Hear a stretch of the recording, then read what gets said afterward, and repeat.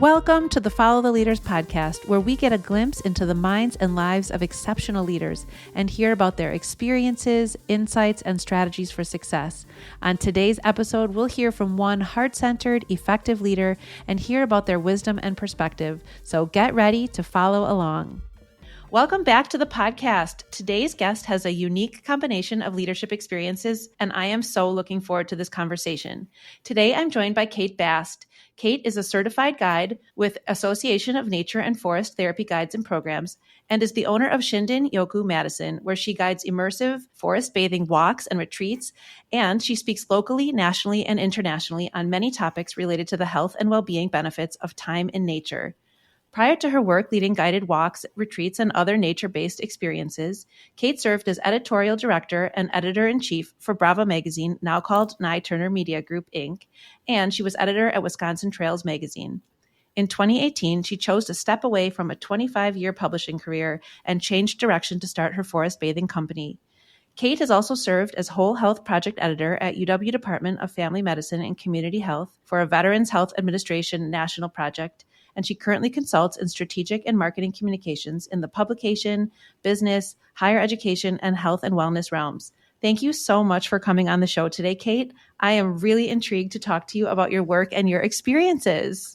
Wonderful, Jamie. I'm so glad to be here catching up with you. It's been a long time coming, at least on my end, because I have so many people in my professional and personal life who have worked with and looked up to you and respected your work. And so I've just sort of by osmosis gotten to hear how amazing you are. So I'm excited to talk. Oh my goodness, all of this. Wow, thank you.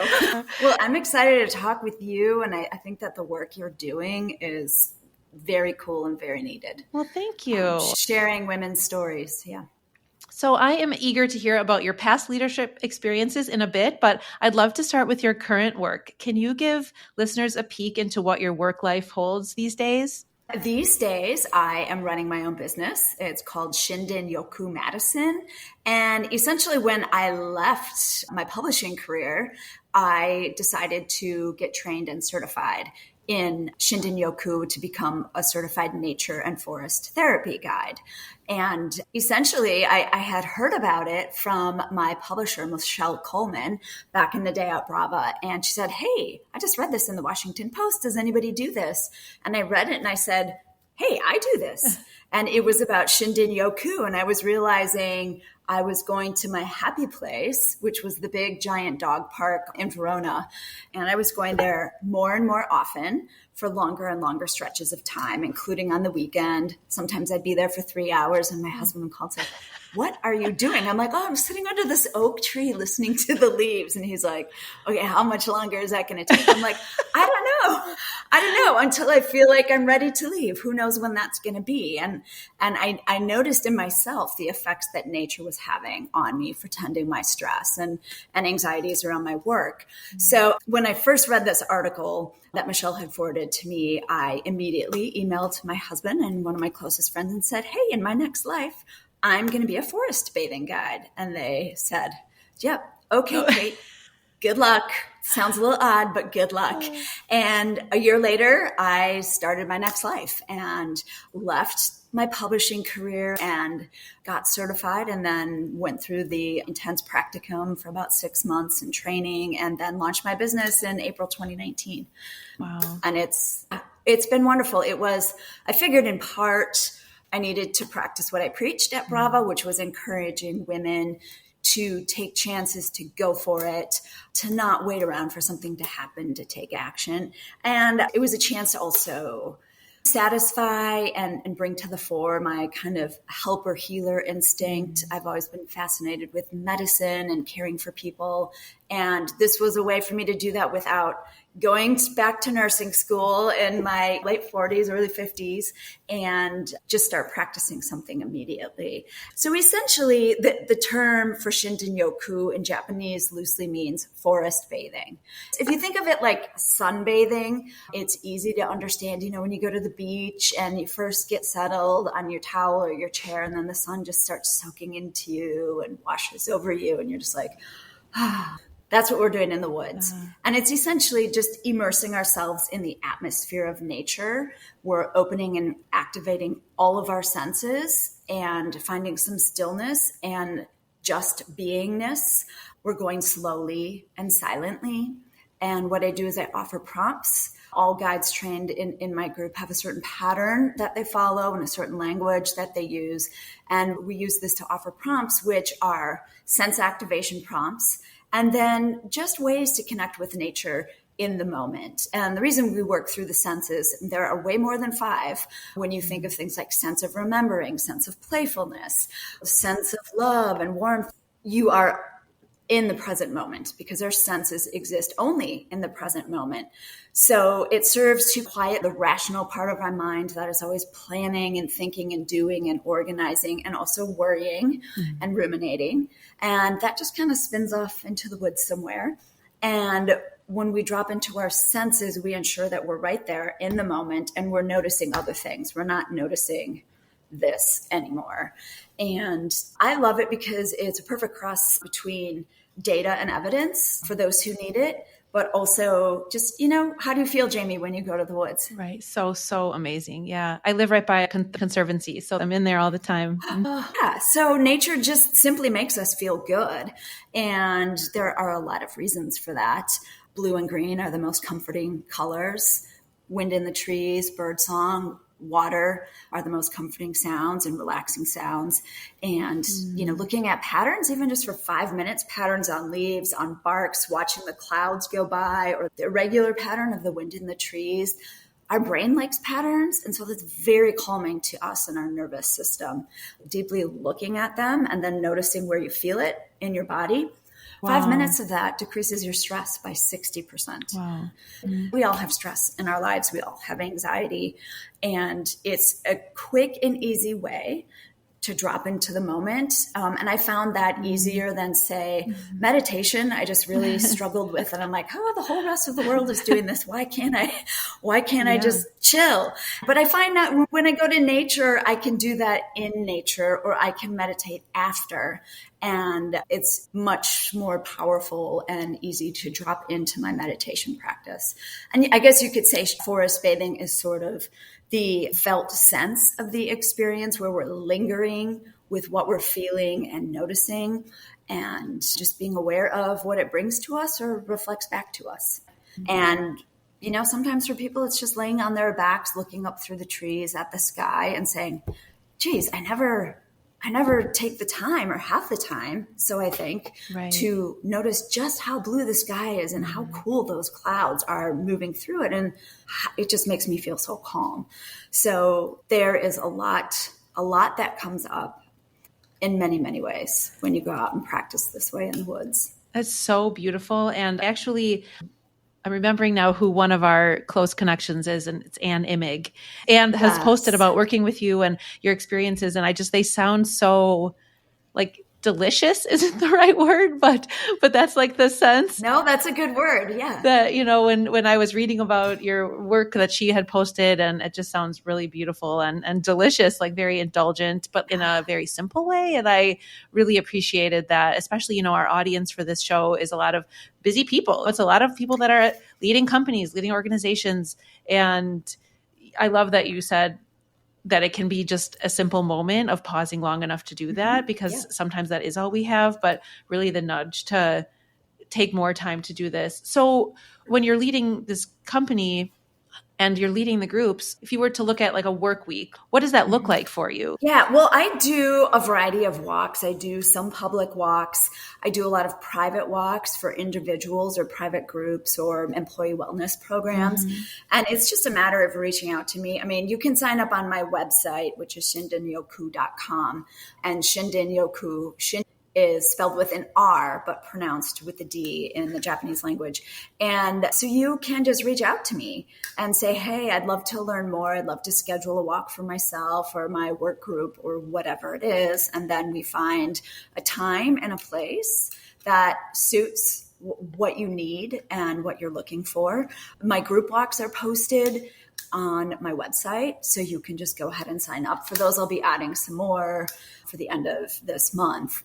And that's the best way to follow me on Facebook. I post on both my personal site and my forest bathing site.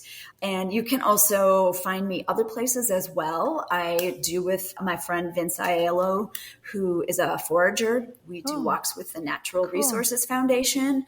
And those end up being really cool. Forest bathing first to pique your senses and noticing. And once you begin to notice, you notice more and more, as poet laureate of my organization, Mary Oliver, wrote. And that's just really cool. People come from all around the state to go on these walks or field trips, as the Natural Resources Foundation calls them. You just need to sign up and become a friend of Wisconsin Conservation to be able to have access to those. I'm also always collaborating with people. My friend Jen Farley is a life coach, and we were doing some True Nature, True Self retreats, a series of retreats. And I collaborate with other guides or people who offer yoga or something else that seems like it will help get us very deeply or into this place of beingness, or as we all call it, dropping in. I am with my dear friend, Michelle Coleman, who was publisher of Bravo when I initially began there. We are going to be working on some grief walks and some programming that helps people tend their grief, whether it's the loss of a loved one or a dear one, or other griefs. You know, when we leave our careers, there's sometimes some grief, and I experience that, like, oh my gosh, who am I and what am I doing right now? And there's a little sense of loss and being lost. It could be losing a job. It could be all kinds of things. The beautiful thing of what nature does for us is it does help tend our anxieties, our mood disorders, and grief, which comes up a lot on the walks. And it's, I just open the door for things to bubble up. And I notice grief is one of those things that comes up for people once you create space. But also so does it a deep sense of joy and relaxation and wonder and awe. So anyhow, stay tuned. We are going to be working on that programming together. She's doing some grief yoga training, and we're both doing some grief certifications. So we're hoping to do retreats and other, walks, half-day kind of things to let people drop in the year ahead. That's really important work. And it's almost as though you're like stripping away the hustle and bustle of everyday life to honor the space and the process that people going through grief are experiencing. And so that's really beautiful. And when you have that open, let me know and I'll reshare the link to that. So if people hear this episode and it comes out later, I'll definitely help get the word out. And we'll link everything in the show notes about how to reach you and your website and everything like that. So speaking of Michelle and your transition, I know you mentioned like that you experienced a lot of things. If we zoom out, could you fill us in on what your past work in publishing leadership looked like before that transition?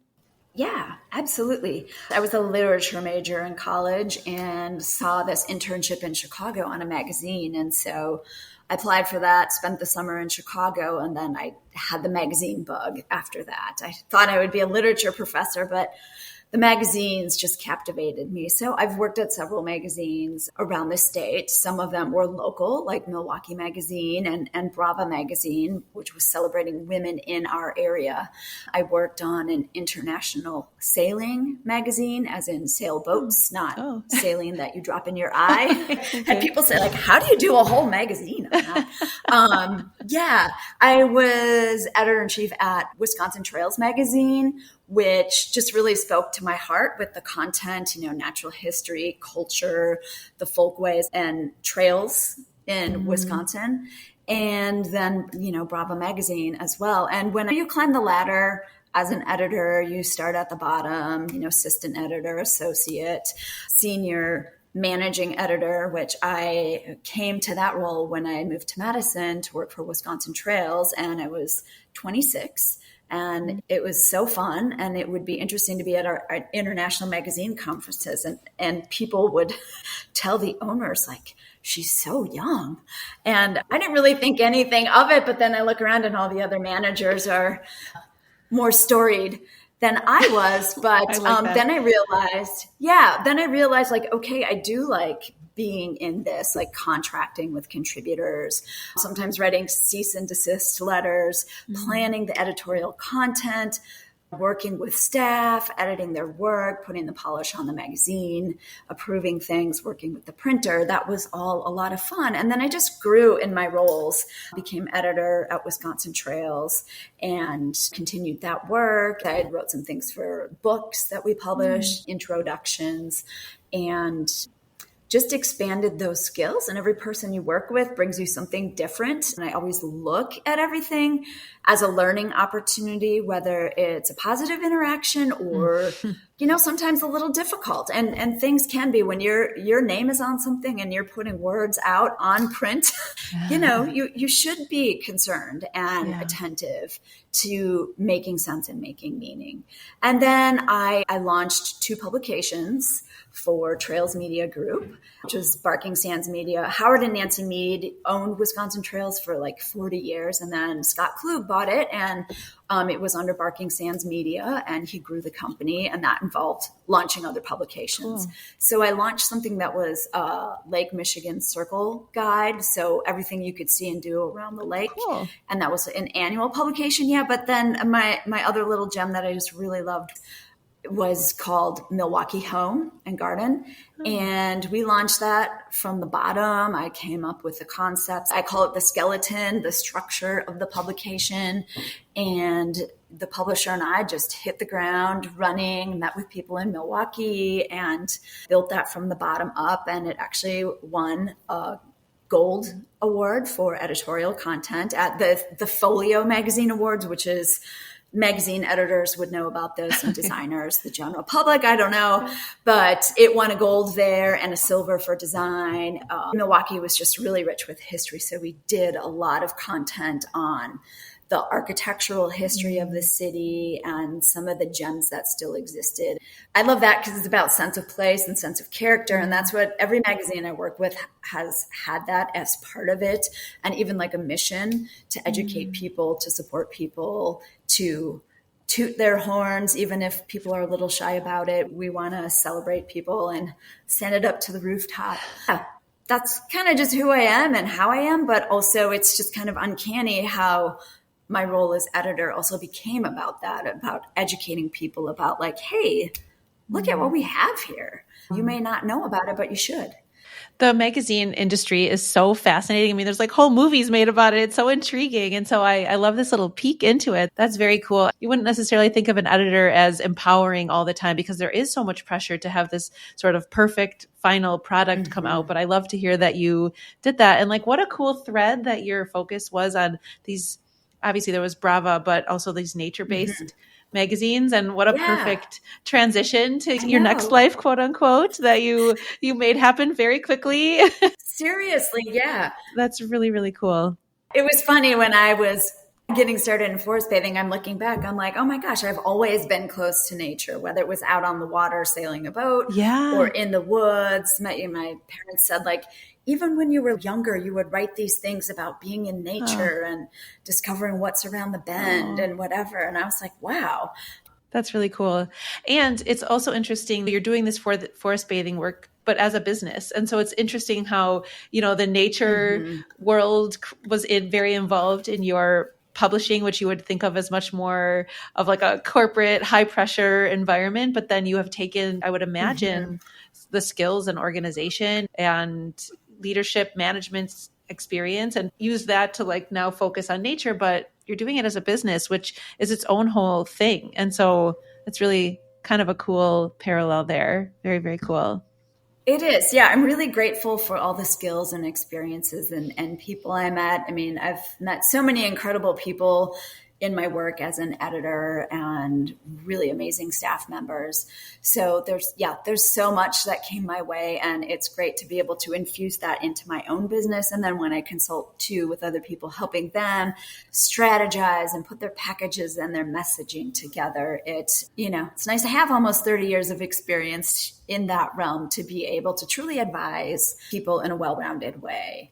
and nature is just the I love bonus. it. So that's a perfect segue to my next question. So both types of work, leading and guiding individuals and groups through these restorative and healing events in nature, and also leading your teams and projects with these strict deadlines. They're both so interesting. You sort of touched on this, but I'm wondering, what are the crossover skills that you need as a leader between these two, or do they really feel very like different chapters? No, I think there are plenty of similarities. I think one of the main things with each of them is tapping into your intuition. I did a lot of logicking in my magazine role, right? Because we had to think about sales and would readers like this, but also would this appeal to advertisers? Do they want to be part of this and support what we're doing? And forest bathing, the sense of intuition is something that we tap into and help people understand that they can trust their gut and how to do that. And that should be part of a decision making, maybe not for businesses like engineering and dollars and cents kinds of things, because you have hard and fast data there. But it helps support creativity. I mean, your creativity increases, I think it's like 20% or 40% after 2 days surrounded by nature. So it's creating space for those things. I love the questions of what if. So curiosity is definitely part of both realms, the magazine world and the nature world. I call myself an around the bender, which means like I'm always curious about what's around the bend. What if we just go a little farther? Or what if we just do this? Or what else could it lead to? What can we build from this? How can we make more impact with what we're doing and help people more? So that is definitely part of it. You have to be curious. And I always like to say, like, ideas are everywhere, and being able to notice that, whether it's in the woods and something's happening in nature, and I build a prompt around that for my guests, or whether that's talking to someone or just being open to what people have to say. When I was in college, I used to go to the library to write my papers, and then 3 hours later, I'm still sitting in the regional dialect dictionaries reading those, and they have absolutely nothing to do with what I have to write about.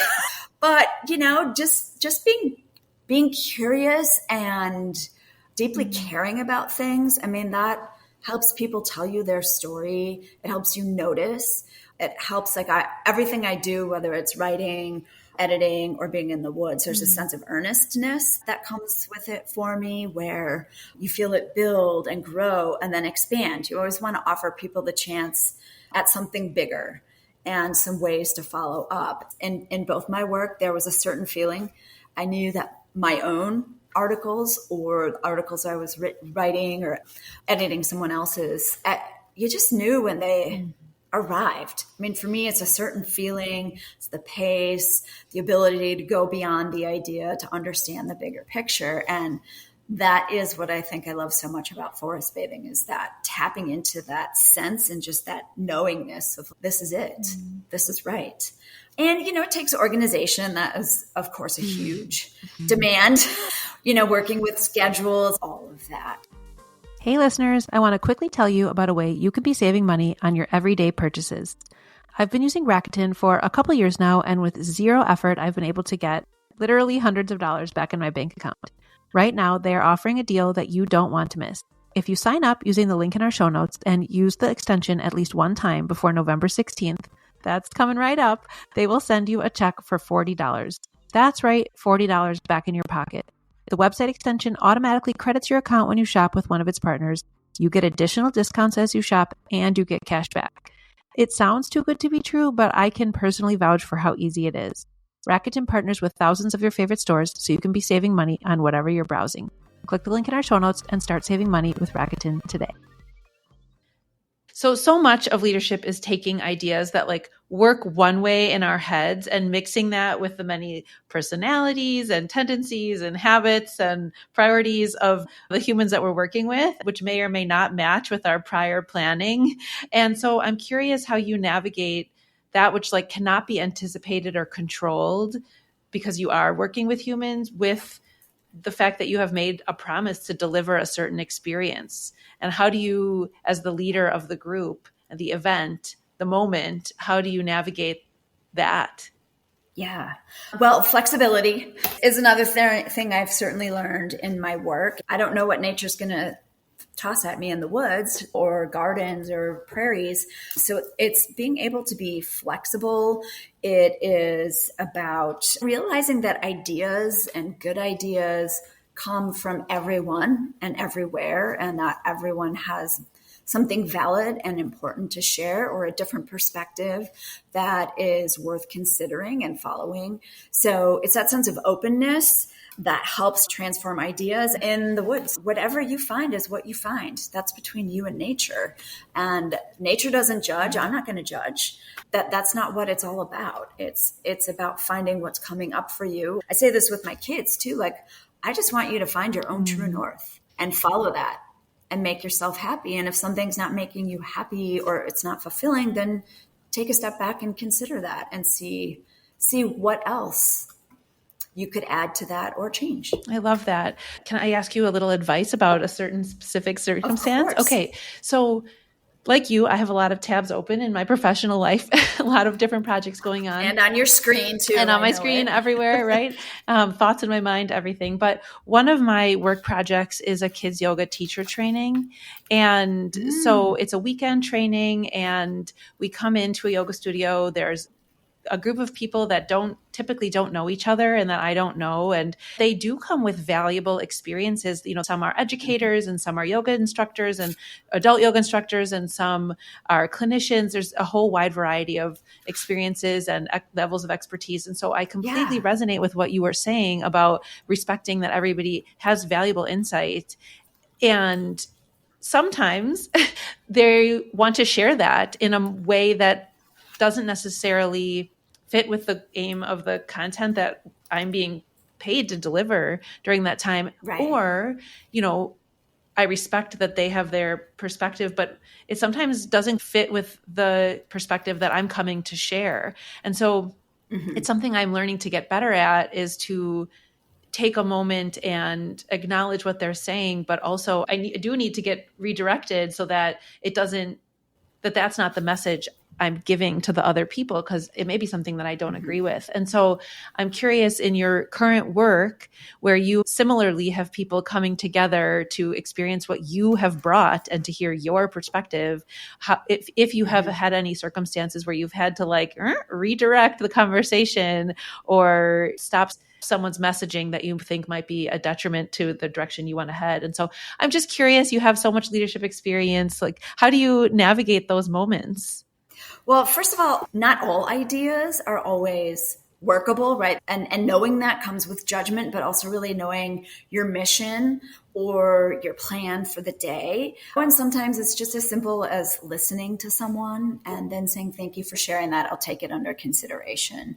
Or just reminding people, oh, we're here to do this and this. And we have a sharing circle. In my walks, for example, I have a sharing circle after every invitation. Oh, wonderful. You and I can discuss that more deeply after the walk, or we can discuss that after class, or, that's great. Can you send me an email with more information or something? Just so they can feel heard, but also sometimes in my walks, we're supposed to be silent, and sometimes it's just impossible, especially if it's like a group of gal pals or people with similar experiences. And it's easier for me to go with the flow on that and let it be what it's going to be. But, there are times where I have to just give a signal and say, thank you, we're going to proceed, or thank you, we'll give that some consideration, or do the show of thank you. I've heard you. Just, a little nod to your head, hand over your heart space, and then you move on. I love it. Thank you. Yeah. Yeah. Well, and, or just take a deep breath, nod to them, and move on to the next topic, or find oh, there's a segue into this. And just sometimes you just have to keep bringing it back. Yeah. And in publishing, I would get calls from readers and advertisers and everyone. And there were lots of great ideas, for sure, with my belief that ideas come from everywhere. But sometimes things just didn't quite fit. And I would have to be honest with people and say, I'm sorry, thanks for sharing the idea, but that doesn't quite fit with the mission of the magazine or our protocols and the way that we work through things. It's not pay to play or, like you can't pay me to write a story about you, but you could buy an ad in the next couple issues, right? And no, I'm not sending that to you to read and approve and rewrite. That's just that's just not good journalism. So acknowledge and move on. Okay. That is very sound advice. Is that helpful at all? It really is, because I think especially as women, we want to accommodate and we want to honor, and we do know and respect, and we're empathetic a lot of times. Not everybody, but a lot of times it feels, quote, mean to do that redirecting. But your idea of just sort of like diffusing the energy out of that moment, I'm going to take that with me. So thank you for that. Yeah.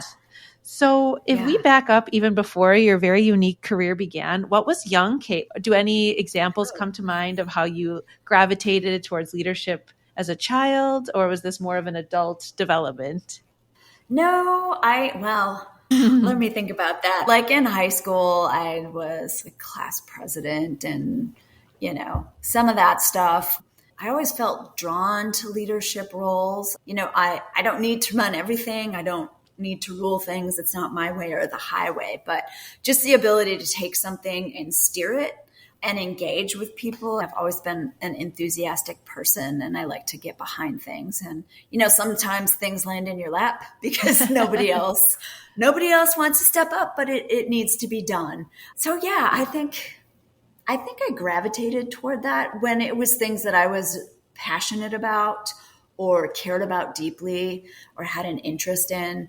Then I would step in and help take things further. And even in my non-professional world, I find that I like to share my ideas. And if there's something that I can do, like a little side project or a little thing that I can take on to help get things done or bring more to the situation or the project, I find myself doing that a lot. I don't know if that annoys people sometimes, maybe.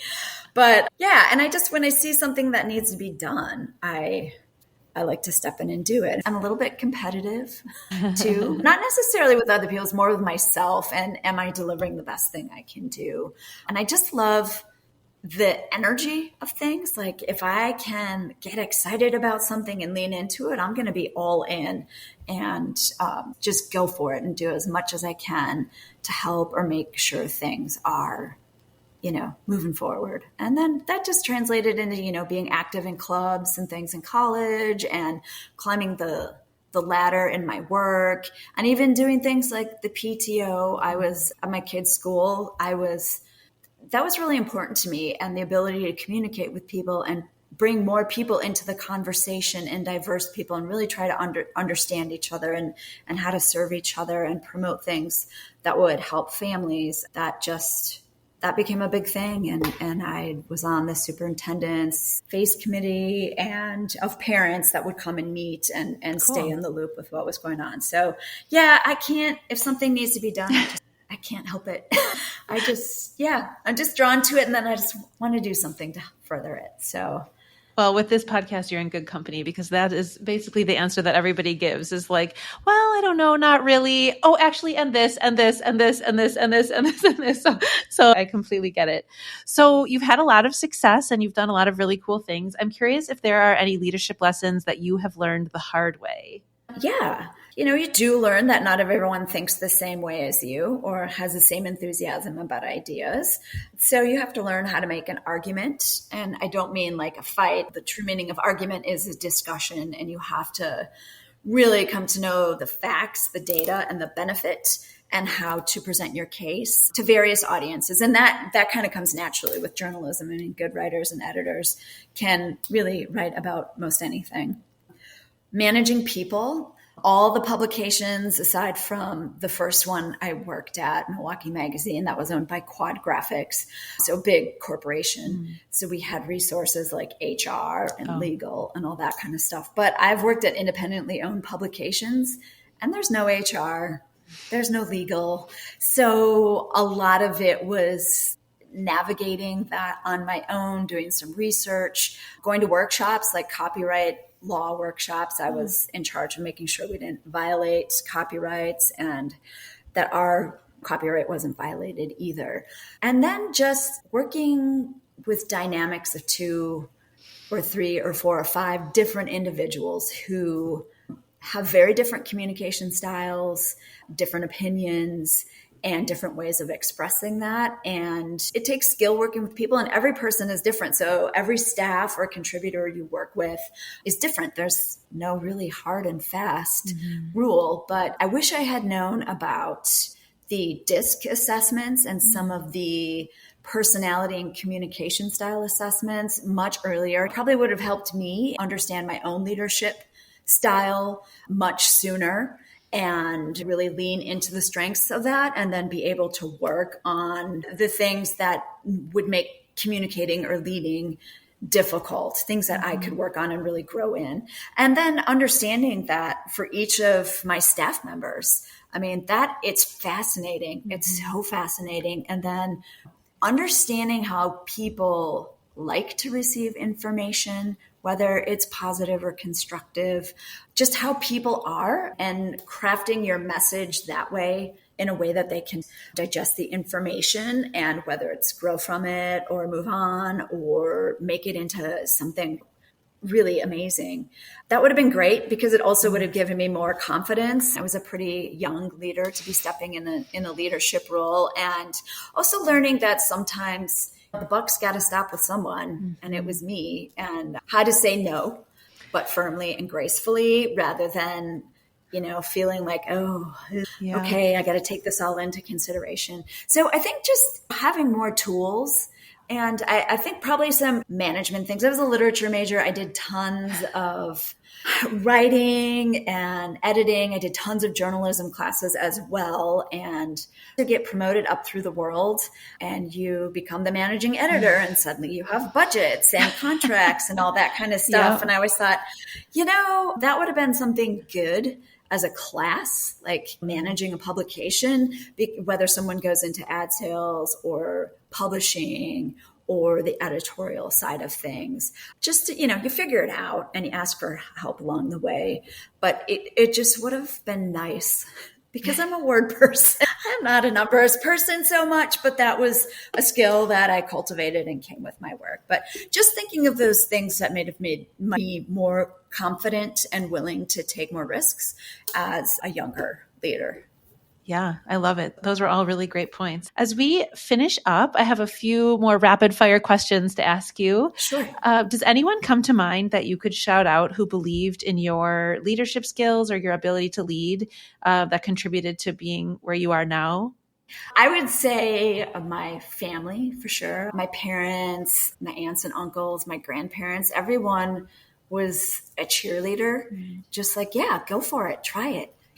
Early in my career, I had some great managing editors and senior editors and editors-in-chief who helped me with my writing, showed me how you can take things to the next level, would mentor me, would say, hey, come out on this story with me, as how we do investigative journalism like this on this particular angle. So I had a lot of mentors along the way. Some of my publishers, Howard and Nancy Mead, were just fantastic, lovely people, and had been in the industry for a really long time and had a lot of knowledge to impart about the topics, about the people in the state, about who knew what and who to reach out to. And that's a big part of the job as a writer and editor, like knowing where to find information.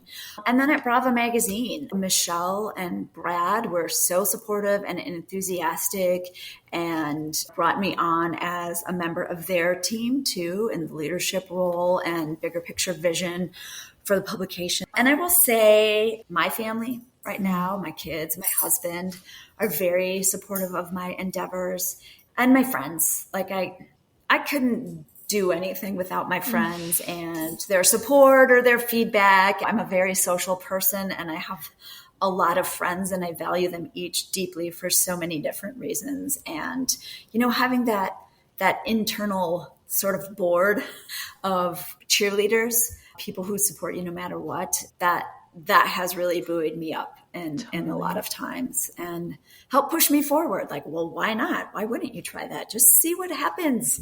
Just see what happens. Don't be afraid. You can always fix it or shift, right? Yeah. It's not a straight linear path.